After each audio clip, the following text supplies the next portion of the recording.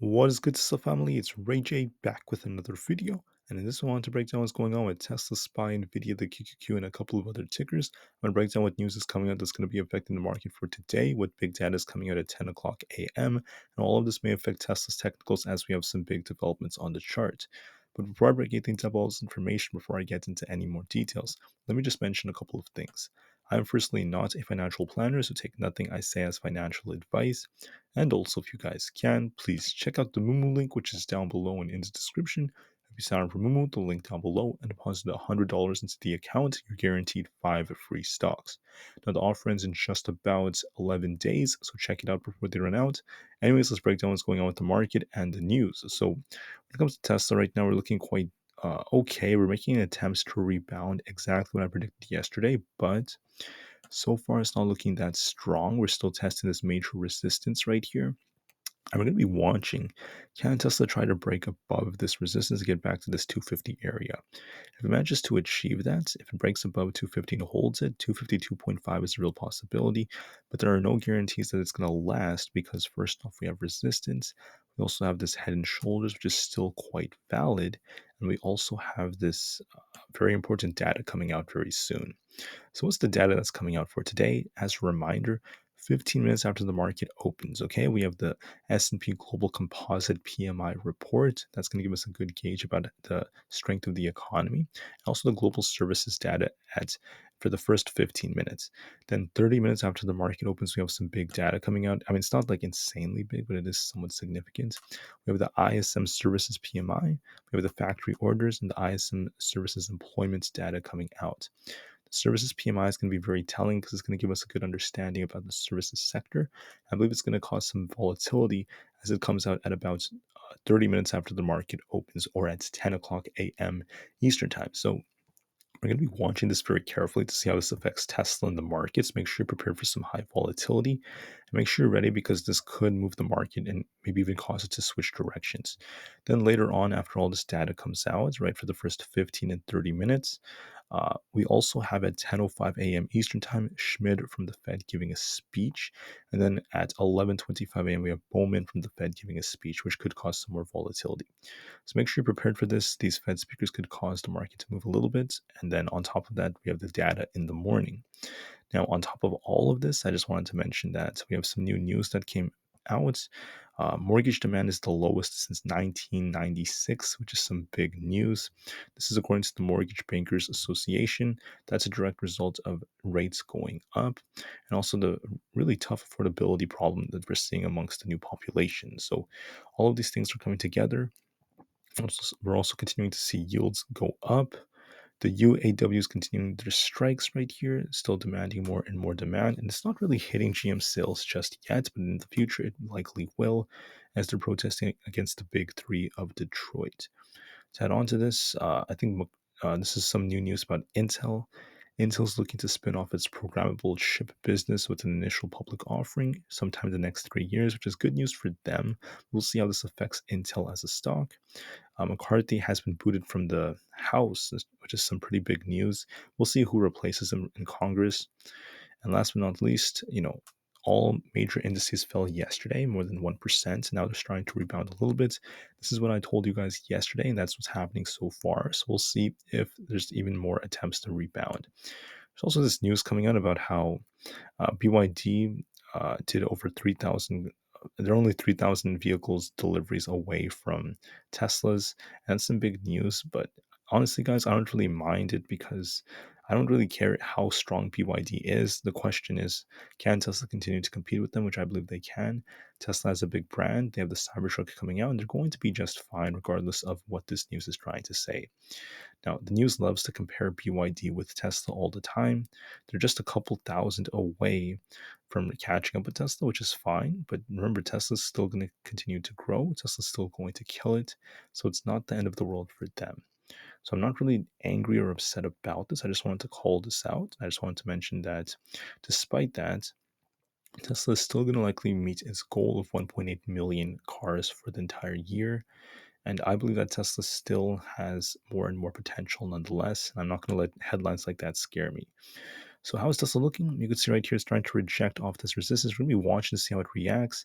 If we break this, we could see 250. If we fail, we could just continue to reject. And if anything, it's going to likely get tighter and tighter.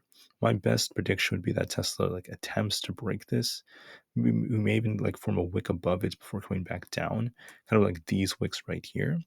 And then Tesla may start trading sideways from here as the day goes on, going into tomorrow.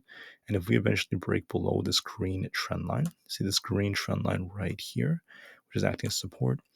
If we break below that, that is going to give us confirmation that this head and shoulders is likely going to form and Tesla is going to start sinking towards the lower levels. Okay, so I'm going to warn you guys about this critical support. Tesla's not that far from it. That's currently around this 242 area. So we're going to be watching this all very carefully.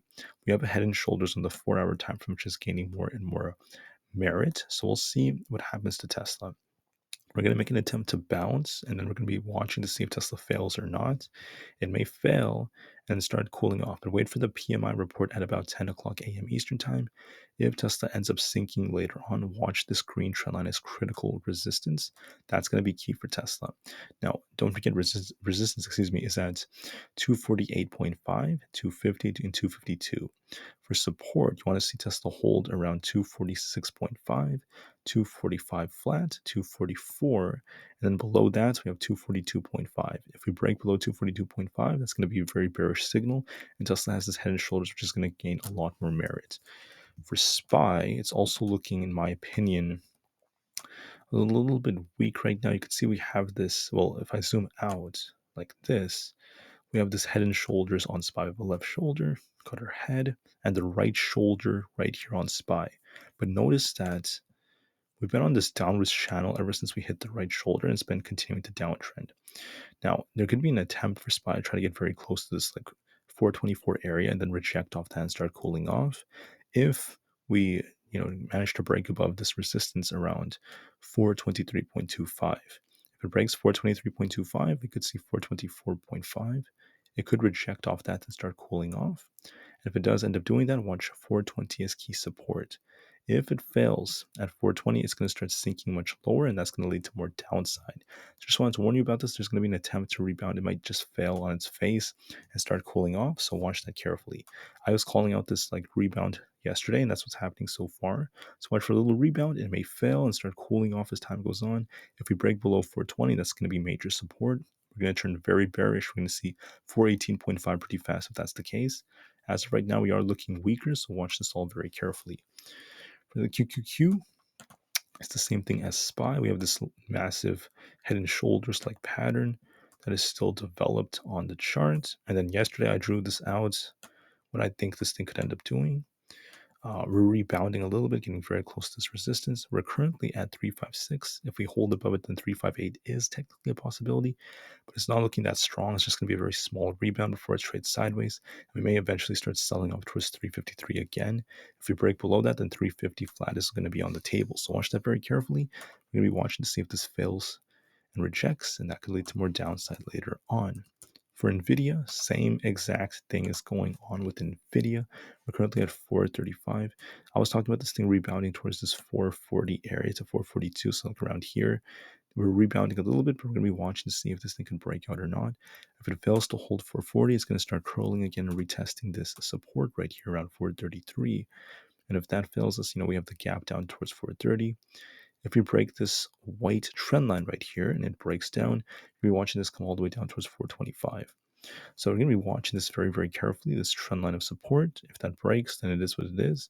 But if anything, okay, we're going to be watching to see how this ends up moving. Right now, Nvidia made an attempt to bounce. It's kind of failing so far. And we have this resistance very close to this 437.5 area. So we're going to be watching, can Nvidia try to get above 440? If it fails, might just fall on its face and start cooling off very, very soon. Okay, I just wanted to warn you about that on Nvidia. It's making an attempt to bounce, but it may end up failing. And last but not least, for Apple stock, Apple's also looking very similar. We were talking about this thing potentially either gapping up here. We can actually adjust this for like right here. This is where like the pre-market started. So we start from like right here. This would be like the full measured move. But either way, it's making an attempt to rebound. I could see Apple trying to get back above 172.5, but it's looking very weak right now. And there might be a rejection coming before it starts to cool off. So my call out yesterday was a little pop and a drop on Apple, and we sort of are popping right now, but it's not looking that strong. So we're going to be watching to see if Apple could try to contest this upper resistance around the 172s. If it fails, it is what it is. It could just continue to sell off. If it breaks above this, we could see it break a little higher and then sell off. But I do see a pop and drop on Apple, and we still have this much larger falling wedge developing on it. All right. So, anyways, I just wanted to add a couple of last remarks.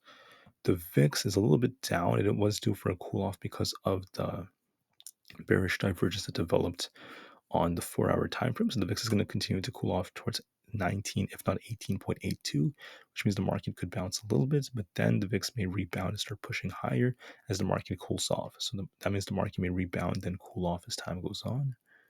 The dollar also has this bearish divergence, which is starting to play out, turning a little bit more bearish. We're going to be watching 106.5 to 106.36 on the dollar. If it ends up breaking below those, that could be bullish for the markets. But this 50 EMA may act as support, so the dollar could bounce soon, meaning the market may, pump a little bit, then start cooling off as time goes on. 10-year Treasury yield is finally dropping a little bit, which is good for the markets, but there's no guarantee it lasts. All right, so all these technicals are suggesting the market's going to get a temporary bounce, attempts to rebound. It may not last very long. So just wanted to warn you guys about this. And then don't forget that for Tesla and the whole market, we have some data coming out at about 10 o'clock a.m. Eastern time. That could cause some high volatility. That could cause the market to make a big move. So make sure you're prepared for this and make sure you watch this data very carefully. The ISM services PMI, the factory orders, the ISM services employment, and all this data could cause some volatility at 10 o'clock a.m. Eastern time. All right. So thank you for listening. Hopefully this video was helpful. Have a great day, guys. And I'll see you guys very, very soon on the next one. Thank you and peace out.